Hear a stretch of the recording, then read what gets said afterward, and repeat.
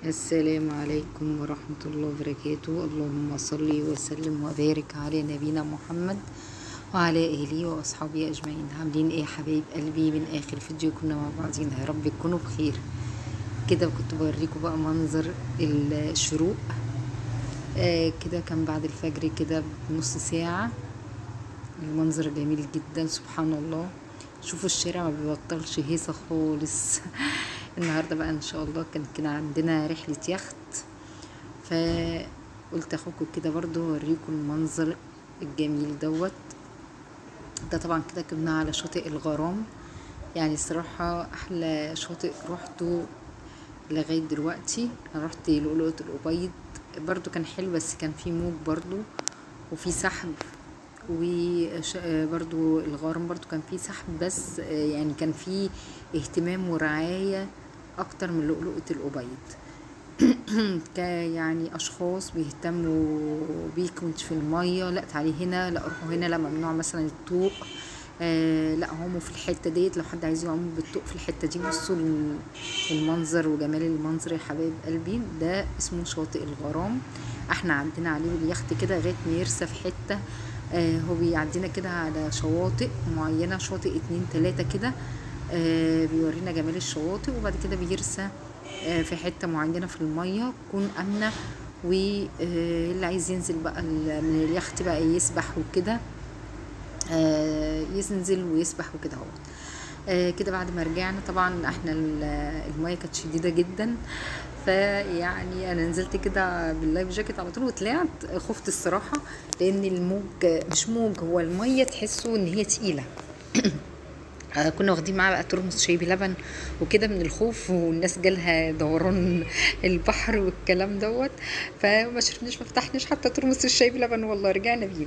فالاولاد وهم راجعين كده زي ما انتم شفتوا، اسمها اللقه مانجا. دي كانت عامله حوالي ب100 105 حاجه زي كده، بس قالوا لي دي احلى من اللي في القاهره بكتير، طعمها احلى اللي في مرسى مطروح. قلت كده اخش بسرعه بقى كده اهوت، ومن قاعدين بقى ياكلوا اللقه كده عقبال ما نجهز الاكل وكده، وقلت اعمل حاجه سريعه بسرعه. وقلت اعمل حواوشي، طلعت كيس لحمه الحواوشي دي اللي احنا كنا محضرينها في تحضيرات اكل المصيف. وجبت كده عيش، قلت لهم انزلوا جيبوا عيش كده يكون فاتح شويه، ويكون العيش مفتح ما يبقاش لازق يعني وكده. فقلت احضر لهم بسرعه كده ترغيفة حواوشي، لان اليوم دوت احنا ما اكلناش فيه حاجه خالص، يا دوبك بس يعني فطرنا كده في البيت طعميه وفول وبطاطس والحاجات ديت. وجبنا بيضه وكده هوت. وقلنا ايه خدنا ترمس الشاي عشان نشربه معانا هناك، من الخوف ومن الناس اللي جالها دوران البحر دوت، والمركب بتميل جامد يمين وشمال. هي مش مركب، هي يعني ايه يخت، يعني كان دورين بس سبحان الله تحسوا يعني علبة كبريت كده في المية. كانت رحلة مرعبة.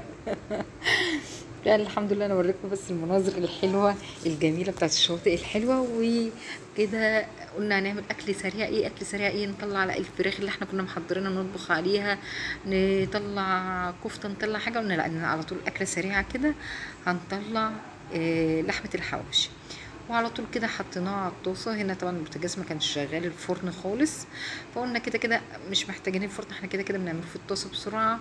وخلصت الكميه بسم الله ما شاء الله. الكيلو اللحمه اللي احنا كنا محضرينه ده عمل 18 رغيف من العيش اللي انتوا شايفينه دوت. طبعا يا دوبك اللي اخد رغيف واستكفى، وفي اللي اخد رغيفين، لان احنا طبعا زي ما قلت لكم اسره كبيره مع بعضينا، كذا اسره، يعني انا واخواتي وعيله اخواتي وانا واختي التانية بنتها وماما وكده، يعني فاهميني. كده كنت بوريكم بقى المنظر من المطبخ. الصراحه وقفه المطبخ على المنظر ده يعني تساعد اي حد يعمل اي اكل. وكانش فيه حر بقى، وكان الجو حلو وجميل. وكان ده كان ساعتها على العصر. بالليل بقى يا حبايب قلبي قلت لهم انتوا اكلتوا بقى اللقه بالمانجا، وانا ماليش في المانجا قوي، لا انا بحب بقى النوتيلا والشوكولاتات والحاجات دي، انا مجنونه شوكولاته. قلت لهم انزلوا بقى جيبوا لي اللقه كده بالشوكولاته، ودي عباره عن نوتيلا وجلاش متحمر ورز بلبن وكنافه متحمره. ده الميكس يعني بتاع اللقه بالنوتيلا، ده من حلو بلبن. فاتح هنا في البوسيت. ده كان بقى تاني يوم، وكنا عاملين بقى الفراخ البلدي، سلقناها وحمرناها، عملنا حبة لسان عصفور، رز بالشعرية، وملوخية خضراء لا ناشفة معلش. وده كان الأكل النهاردة.